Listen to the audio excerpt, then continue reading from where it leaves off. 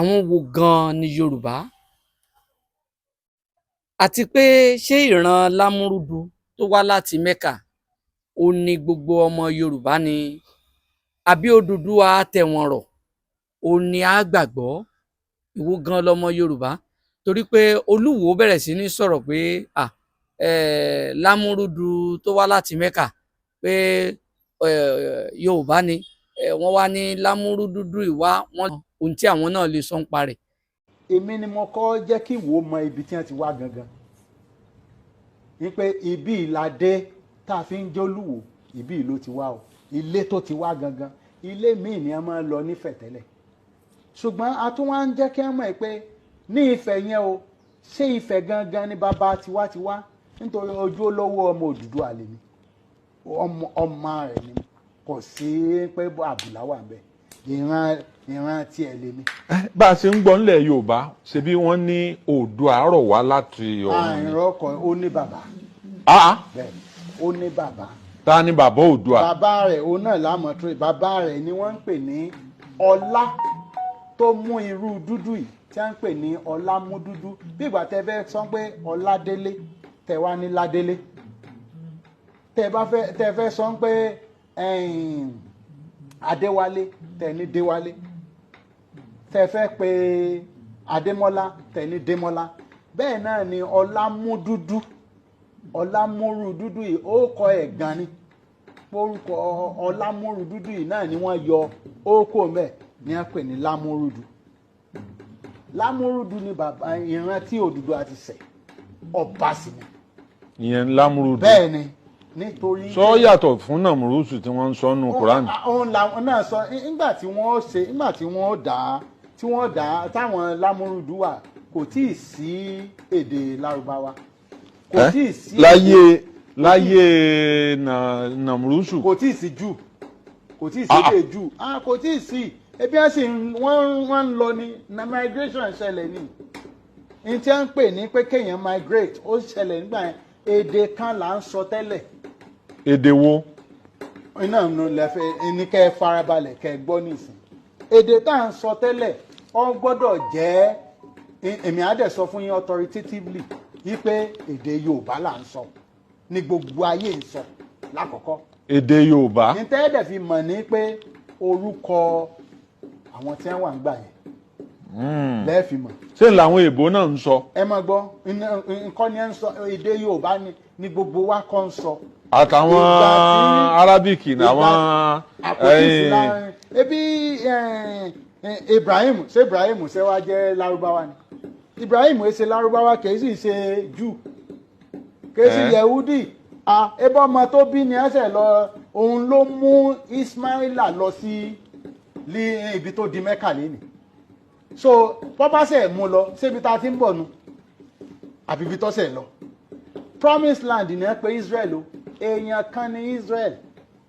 Jacob ìnagijẹ rẹ̀ ní Israel. Àwọn ọmọ 12 tó bí ni wọ́n jẹ́ Israelite. Àwọn ọmọ yẹn ni ẹsẹ̀ lọ Egypt. Wọ́n dẹ̀ lọ tí wọ́n bá lọ Egypt á jẹ́ pé ibi tí wọ́n ti ń bọ̀ ìsàlẹ̀ Egypt ni. Àbí ó ní ẹ̀yin náà wo máàpù. Bẹ́ẹ̀ ni. Red Sea ni ibi tí wọ́n ti ń bọ̀ ibi ìsàlẹ̀ báyìí. Iná la fi ń sọ pé ìgbà tí Nàmúrúsù yẹn tí wọ́n pè àtàràmọ̀ sí Lámúrúdù wa Olódùmarè ló sì ń jẹ́ ká mọ̀ yìí. Nítorí ó ti ṣẹlẹ̀ náà rí. Ṣé ń gbọ́ mi o? Ó ti ṣẹlẹ̀ rí dáadáa. Ṣùgbọ́n tí wọ́n ń pè ní Lámúrúdù òun ló kọ́ kọ́lé dé sánmọ̀. Téèyàn bá kọ́lé dé sánmọ̀ irú èèyàn wo nìyẹn? Ṣé èèyàn burúkú ni àbí genius? Ní ayé ìgbà tí ò sí equipment tí ò sí crane. Àǹjànú ni wọ́n ń pè yẹn genius. Ènìyàn tó fi lè kọ́lé kò tí ì sẹ́ńtọ́ kọ́lé dé sánmọ̀. Níbo lọ́kọ sí níbo lọ́kọ́lé ọ̀hún sí? Ilẹ̀ Yorùbá yìí. Ẹ máa gbọ́ nígbà tó ń kọ lọ́run ní á tó sọ pé Ọlọ́run da èdè rú. Tọ́lọ́run bá wá dèdè rú nígbà ayé Nàmúrúsù a jẹ́ pé èdè ọba àgbà yẹn èdè ẹni tó ń kọ́ ilé yẹn lọ òun là ń sọ. Nígbà àdẹ tó fi àfihàn pé baba ńlá rẹ̀ Yorùbá ni. Tí ó fi jẹ́ Yorùbá authoritatively ni pé orúkọ tí ń já dámọ̀ tí wọ́n pè ní pé created from the mud. Created from the mud. Nígbà yẹn kò tí ì sí English, kò tí ì sí kinní. So èdè Ádámọ̀ tẹ́ ẹ bá wo created from the mud kò mean ní Ádámọ̀ ní English. Created from the mud kò mean ní Ádámọ̀ ní kinní. Ní Yorùbá. Ní Yorùbá. Ádámọ̀. Yorùbá Ṣé Ádámù. Ádámọ̀ ni. Tẹ́ English bá ń pè lẹ́ ń pè ní Adam. Wọn èyí tí ní English ń gbà yẹn. Wọn èyí tí ní Lárúbáwá. Ń pé created from the red mud. Káwọn pé gbogbo èèyàn kí wọ́n farabalẹ̀ kí wọ́n gbọ́ ìtumọ̀ tá a fẹ́ fún ẹ̀. Tó bá jẹ́ Ìgbò ló ní irú ìtàn tá à ń sọ lénìí, kíákíá ni wọ́n gbà á, ni wọ́n jẹ́ kí gbogbo àwọn ayé mọ̀ pé àwọn làwọn ní làmìlàaka jù láyé. Ìtàn yóò lọ sọ́dọ̀ ẹlòmíì ju àwa ọmọ Yorùbá, àwa ọmọ Ádámọ̀ lọ. Àwa gangan ni ọmọ Ádámọ̀. Bàbá ńlá tiwa ni Ádámọ̀. Òun ló kọ́ dé, òun lọ́lọ́run kọ́ dá, tí ò gbé sínú èèyàn tó dá tó sì mí sí. Èèyàn dúdú lọ́lọ́run kọ́kọ́ dá. Olódùmarè ni àwa la bí gbogbo èèyàn kó. Èèyàn dúdú, this is modern Africa. Gbogbo òyìnbó àti Chinese náà trace DNA wọ́n padà sílẹ̀ Yorùbá ni. Africa ni gbogbo wọn padà sí. All their DNAs. Àwa lè di funfun tá a bá lo cream. Àwọn ò lè di dúdú. Èèyàn dúdú ló bí gbogbo èèyàn funfun. Ó ń kálukú lórí pé ẹni tó ń jọ ni ẹni tó ń jọ ni. Tẹ́ ẹ bá rí èèyàn dúdú mi gan kò sí ẹni tí èèyàn dúdú ọjọ́ láyé. Tá a bá yọ àwọ̀ dúdú yẹn kó mbẹ ẹ rí pé ẹ pẹ̀lú mi Chinese. Dúdú ló bí gbogbo ayé. Nígbà wọ́n dèdèrú ló ń kálukú ń lọ sí ilẹ̀ ìlérí tiwọn. Ṣé ń gbọ́ mi?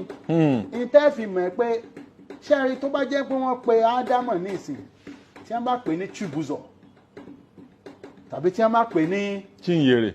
Nítorí wọn ò sọ ìlú tó ti wá nínú àwọn ìwé yẹn tí wọ́n kọ, àwọn tí wọ́n ní ìtàn nìyẹn.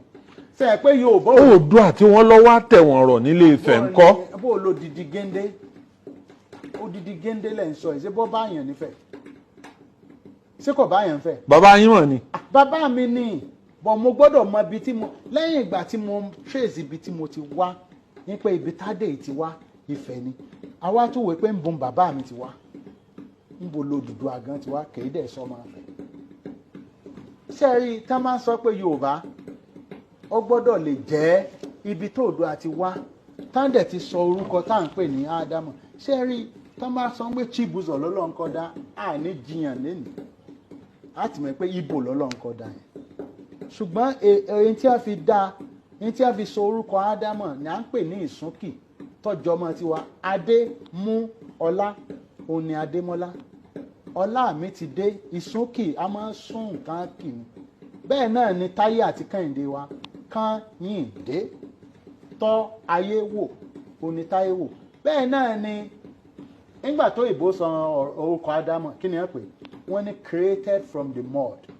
Created àwa Yorùbá là ń pè ní àdá àbí from nínú àwa nìkan là ń pè clay ní àmọ̀ kí anybody kó lọ check anybody ẹnikẹ́ni ẹ̀yin ọmọ Yorùbá kẹ́ ẹ farabalẹ̀ ẹnikẹ́ni kó lọ wò ó ní pé ìran wo ní ń pe iyẹ̀pẹ̀ pupa àtomi tẹ́ ẹ bá dà pọ̀ àwọn ìran wo ní ń pè ní àmà àwa nìkan là ń pè so ada. Wọ́n ní bo ni Lamurudu kọ́lé òun sí wọ́n ń béèrè lórí Facebook. Mẹ́ pé nǹkan tó ṣẹlẹ̀ ni pé ọ̀pọ̀lọpọ̀ nǹkan ti ṣẹlẹ̀ láyé àtijọ́ tí ò jẹ́ káwa gan mọ ìtàn wa. Ọ̀pọ̀lọpọ̀ omi ọ̀pọ̀lọpọ̀ disaster ló ṣẹlẹ̀. Àwọn nǹkan míì gan ó ti lọlẹ̀ tẹ́ ẹ bá wú àwọn ilẹ̀ yìí ṣé ń gbọ́ mi ẹ ra àwọn nǹkan bẹ̀. But àwọ̀ excavate dáadáa rí àwọn èyí ṣe ká máa wúlẹ̀ ó dẹ̀ àwọn òyìnbó ẹ̀ nípa máa wúlẹ̀ wá tàn. Bẹ́ẹ̀ni. Àwọn èyí ṣe yóò bẹ́ẹ̀ ṣe ní tí wọ́n bá lórí òkè náà ni wọ́n fẹ́ wọ́n ì fẹ́ wo kí ni bẹ kápá tẹ́ ẹ bá ń wúlẹ̀ wá tàn because àwọn ọ̀pọ̀lọpọ̀ ṣé nígbà táwa náà wà láyé ṣé flood ò ti ṣẹlẹ̀? Àbí kì í rí pé flood ń ṣẹlẹ̀ nígbà tí flood ṣẹlẹ̀ ọ̀pọ̀lọpọ̀ nǹkan ló ti wà nínú ilẹ̀ táwọn tẹ́ ẹ bá wo. èwo ni a tẹ̀lé Lámúrúdù tó wá láti Mẹ́kà ni àbí Odùduwà ó tẹ̀wọ̀n rọ̀ èwo gan-an ni kókó.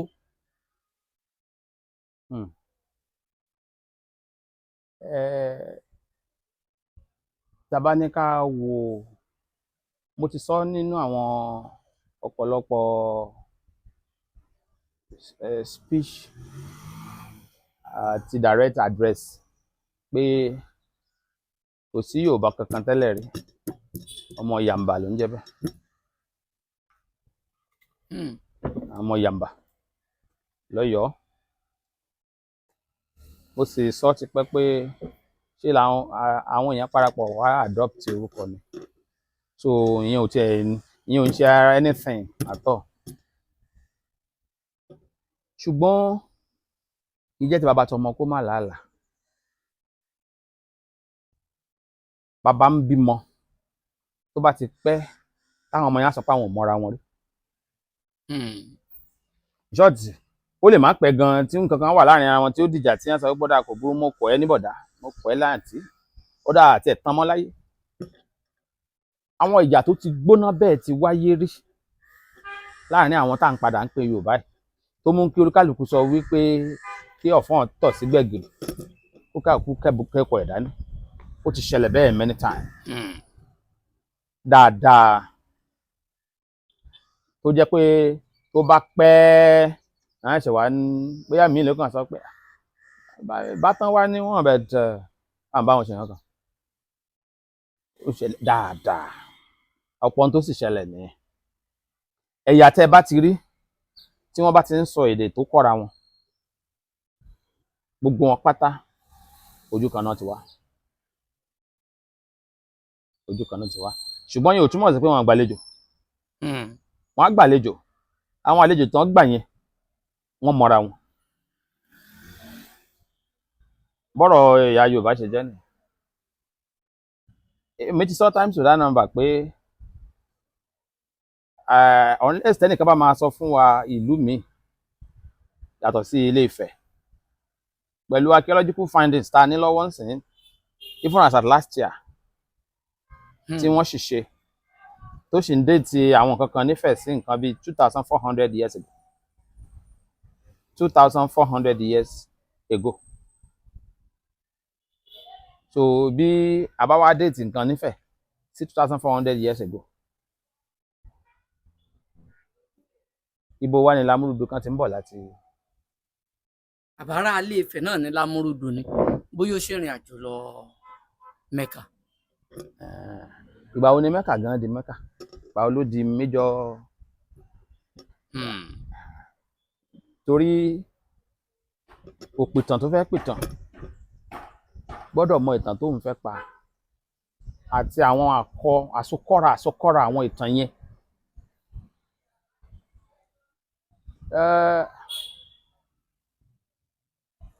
Èmi mọ̀ wípé àwọn ìlú tó làmìlaka wà ṣáájú ibi tí wọ́n ń pè ní àgbègbè Yemen, àwọn ibi tí à ń pè ní àgbègbè Sheba, àwọn tí wọ́n parapọ̀ ń di Ethiopia, àwọn tí à ń pè ní Eritrea, àwọn tí à ń pè ní Sudanese rather, gbogbo wọn yẹn ni wọ́n jẹ́ wípé apá àṣàlẹ̀ ibi tí Yemen wà ní peninsula tá à ń pè ní Arabian Peninsula ni ọ̀pọ̀ wọn wà, tí wọ́n dẹ̀ ti wà ń bẹ̀ tí pẹ́ kí center area ibi tí a bá ń pè ní Yatrib, ìyẹn tá à ń pè ní Medina ní Saudi Arabia was called Yatrib area, àti àwọn Quraysh lókè ń bí tá a lè wá ságbègbè Mẹ́kà. Ẹni tó fẹ́ pàtàn gbọ́dọ̀ mọ̀ nípa ìtàn yẹn. Ọdún wo làwọn ìlú tá à ń sọ yẹn bẹ̀rẹ̀ sí kóra jọ pọ̀? Kí ló ṣẹlẹ̀ sí àwọn Júù tán wà lọ́wọ́ òkè? Kí ni ìgbà wo ni wọ́n bẹ̀rẹ̀ sí parapọ̀ láàrin yẹn between 300 AD and 550 AD? That's 300 years or thereabout. Kí ni kan ló ṣẹlẹ̀? Kí ló dẹ̀ fà á? àwọn kan ló ń ṣẹlẹ̀ ní Alexandria ní Egypt, àwọn kan ń ṣẹlẹ̀ níbi tá à ń pè ní Constantinople ní agbègbè Turkey ń sìn, and Rhodes níbi tí wọ́n ń pè ní Italy lónìí, tí ó mú kí àwọn èèyàn máa bínú sáwọn nǹkan kan. Then àwọn èèyàn bẹ̀rẹ̀ sí kóra wọn jọ lágbègbè Yatrib along the river. Wọ́n dẹ̀ bẹ̀rẹ̀ sí ní ṣe business, wọ́n bẹ̀rẹ̀ sí ní ṣe education, wọ́n bẹ̀rẹ̀ sí ní grow nínú science. Then wọ́n tún wá ń ṣiṣẹ́ nínú religion. Now wọ́n rí pé there has been a kind of religion bíi Buddhism tẹ́lẹ̀ rí. Àwọn kan wà tí wọ́n ń pè ní Coptic Christian ní Alexandria ní Egypt. Àwọn kan wà tó jẹ́ pé they were purely pagans. Àrùn níbi tó ń pè ní Mecca lọ Yẹmẹ lọ́wọ́ ìsàlẹ̀, àwọn yẹn náà wà ńbẹ̀. Then àwọn tán wá jẹ́ ọ̀mọ̀wé yẹn, wọ́n wá ń try àti conjure àwọn movement, that is ẹ jẹ́ ká yá látara Zoroastrianism, yá látara Buddhism, látara Coptic Christian, then àwọn indigenous religion náà wọ́n dẹ̀ fuse ẹ̀ papọ̀. That's why we say religion is syncretic. Wọ́n dẹ̀ kó papọ̀ mọ́ra wọn bẹ́ẹ̀, ìgbà tí wọ́n dẹ̀ kó jọ ó dẹ̀ dẹ́yọ kan. Ẹ̀wù gbà tó ń ṣe yẹn was between 400 and 600 AD. Now, tí Mecca bá wá fẹ́ di important point of attraction, á jẹ́ lẹ́yìn tí wọ́n ti fìdí àwọn new movement múlẹ̀ from Yatrib sọ́dọ̀ àwọn Qurayshi, which will be around 620 AD. Now, àwa ń sọ pé a ti wálẹ̀ pìtàn pẹ̀lú sáyẹ́ǹsì nílẹ̀ Ifẹ̀. A rí àwọn nǹkan Ifẹ̀ tó fi hàn pé àwọn èèyàn ń gbé bẹ́ẹ̀, ó sì jẹ́ ìlú tó ti lajú as far back as 2,400 years ago. That's about 400 BC. Adẹ̀ṣẹ̀ ń sọ wípé ibi tí wọ́n pè ní Quraysh land and Yatrib, ó bẹ̀rẹ̀ sí ní gbórí sókè láti bí 350 AD sí 600 AD. That is 700 years earlier làwọn tó wà ń Fẹ̀ tí ń gbé Fẹ̀ wọ́n ti ń ṣe ń tọ́ ń ṣe. Àìṣẹ̀ wá sọ pé ẹnìkan wá gbéra ní agbègbè Quraysh yìí ní 10 or 9 AD. Alóyẹ̀ṣẹ̀ wá establish ìlú tí àwọn èèyàn ti ń gbé ní about 1,400 years earlier. Ṣé yẹn sọ̀rọ̀ wà ń bẹ̀?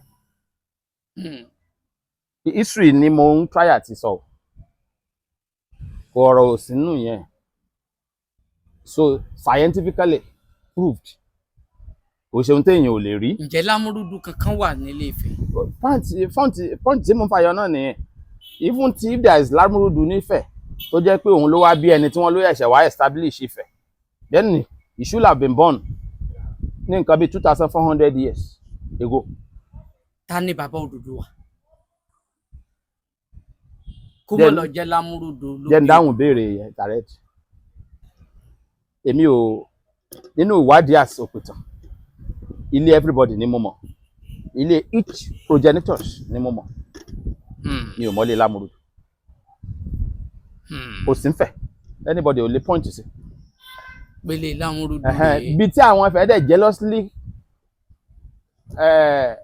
held on to their own heritage dé. Ìbá àjákòdì tó ti fẹ́ wó ẹyọ kan wà ń bẹ̀, wọ́n á sì sọ fún pé àkòdì lágbájá nìyí. Kò tiẹ̀ lè wó, wọ́n wà ń bẹ̀. Because wọ́n mọ tí ó jẹ́ sí wọn, wọ́n wà ń bẹ̀. Ìfìjẹ́ mi máa pẹ̀rẹ̀ wá, àwọn bàbá ńlá tó bí àwọn tí wọ́n ń pè ní Ìbíní, Ìdù, Gàdàgbàlà kò dìdù wà nífẹ̀ nílòdè. Majority àwọn tí wọ́n ń sọ history nípa kí ni ṣọ́ọ̀ṣì Ìbíní, kí ni ṣọ́ọ̀ṣì Gòdómìgòdò, wọ́n jókòó wọn ò tí mi rò parí kan ní wọn tó lọ Àkòdìdù rí tó lọ béèrè. I went there twice. Ó wà ń bẹ̀ kò kúrò, wọn change ẹ̀, kì í ṣe ìṣàná ló ti wà ń bẹ̀, kì í dẹ̀ ìlú ó pé ìkíní ìkejì ìkẹta ẹ lè mọ bí ó ṣe rí. Bó lè jẹ́ pọ̀pọ̀lọpọ̀ ilé ti dahoro ń bẹ̀ síbẹ̀, àwọn tó ń ṣì ní wọ́n wà ń bẹ̀. So kò sí ilé tó jẹ́ ṣe Lamurudu, kò séèyàn tí ń jẹ́ bẹ́ẹ̀, kò sí family tó ń jẹ́ bẹ́ẹ̀. Mo mention òun lẹ́ẹ̀kan wípé ẹni tó ń pè ní Ládìn mú ọ̀rẹ́ ẹ̀ lọ sọ́dọ̀ Jíbówú láti lọ kọ́ṣẹ́ ogun Ládìn tó mú yẹn lọ ilé àtàwọn ọmọ ẹ̀ wà ń bẹ̀ dọ́là ẹni tó ń mú lọ ilé àtàwọn ọmọ ẹ̀ wà ń bẹ̀ dọ́là ẹni tó wá jẹ́ pé létà tó bá jẹ́ pé 1000 tó bá jẹ́ pé 900 AD sí 1000 AD ta ẹ̀ṣẹ̀ ní Odùduwà wá tẹ ibì kan dó ẹni tó mú wọn lọ yẹn ẹ mọ̀ pé ẹni tó mú yàn tó wá mú tó ẹ̀ṣẹ̀ dé yìí ó níw. kí lẹ wá lè sọ sí ìtàn Oduduwa Atewonro. èyí tí mò ń sọ ni pé property ẹni yẹn ẹni tó ẹ̀ṣẹ̀ dé síbì kan ohun tó ń kọ́ àti ẹnìkan tó ti ń gbé níbi 1000 years ṣáájú èwo ló yẹ ká sì bá. èyí tó ṣẹ̀ṣẹ̀ dé ó sì yẹ ká bá. ṣùgbọ́n nísìnyí àwárí tẹnitẹ́ sọ pé ẹ̀ṣẹ̀ dé àwọn tó wá jù lọ tí wọ́n sì wà ń bẹ̀ tí ò kúrò ń bẹ̀ kí ló gbé tiẹ̀ lọ. ìyẹn túmọ̀ sí wípé ẹnìkan ló kàn jókòó ló ronú yẹn ṣùgbọ́n pé ta ni Atewonro a ti sọ times without number tó ń bá sọ pé Atewonro we're just talking about àwọn àgbààgbà tí wọ́n wà lórí òkè tí wọ́n dẹ̀ descend down to the flat area òkè ìgbà tí wọ́n ṣe bẹ́ẹ̀ steepy end níbẹ̀ wọ́n dẹ̀ ti ń ṣiṣẹ́ àgbẹ̀dẹ ṣáájú gbogbo ìgbà yẹn tó wọ́n ṣe n ta lè pè ní ládà onírin tó jẹ́ chain ni wọ́n fi ṣe chain wọ́n ju méjì ìkan báyìí wọ́n wá fi ìkọ̀ọ̀kan kọ́ ọ láàrin so each of àwọn àgbàlagbà yẹn wọ́n máa wá dì í mú wọ́n máa sọ̀ kalẹ̀ bí ẹni tó ń ṣe ládà wá sísàlẹ̀ kì í ṣe pé wọ́n ń bọ̀ látọ̀run láti orí òkè ni wọ́n ti drop sí open space ó dẹ̀ nítàn tó so mọ́ ó ní ohun tó ṣẹlẹ̀ ó lẹ́ni tó mú suggestion wá ó lóhun tí dókítà tó ṣe ń gbà yẹn ṣe tó ti rẹ̀ ẹ́ kí ẹlòmíì tó tún wá jẹ́ dókítà tó wá sọ fún wọn wípé bẹ́ẹ̀ ṣe ń gbé papọ̀ yìí ó máa continue àti fún yín trouble pandemic á dẹ̀ máa expand ẹ bọ́ síbi tó open kẹ́ ẹ spread wọ́n ṣe pé ibi tán padà spread sí ní Ìwárán ibi tí wọ́n ti spread kì í ṣe ìtàn owó ìṣẹ̀ ń ṣe tá à ń ṣàkáàkiri báwọn èèyàn ṣe ń ṣàníyàn ṣé dandan ni ká bá àwọn èèyàn kan tán ni aṣáfẹ́ ká sọ pé wọ́n bàbá rẹni tó lóun bá wa tán àwa náà láà sọ wípé wọn ò bá wa tán àwọn tán wà láwọn bá wa tán rárá à ní dandan a bá wọn tán. torí kábíyèsí Olúwo àwọn tí ẹ̀yà wọn tún sọ pé olóòkọ Yorùbá kódà èdè Yorùbá gan-an lẹ́yìn gbogbo ayé kọ́kọ́ ń sọ láti àṣẹ̀ṣẹ̀ dé wọ́n wá mú gbogbo ẹ̀ papọ̀ mọ́ra wọn. Me I'm talking èmi ń sọ̀rọ̀ bí òpìtàn mi ò sọ̀rọ̀ bí mo rò gbà tí mo ń sọ̀rọ̀ látàárọ̀ mi ò rò pé mò ń wá nǹkan kan tí mo fẹ́ sọ mi ò dẹ̀ kànjọ́ gbogbo ohun tí mò ń sọ ni a lè fìdí ẹ̀ múlẹ̀ èèyàn lè ka Captain Pitu ó lè rí ìwé o ẹlòmíì lè kọ ìwé 100 years ago 200 years ago 300 years ago tó jẹ́ pé irọ́ ló wà ń bẹ̀ fact ni mo sọ yìí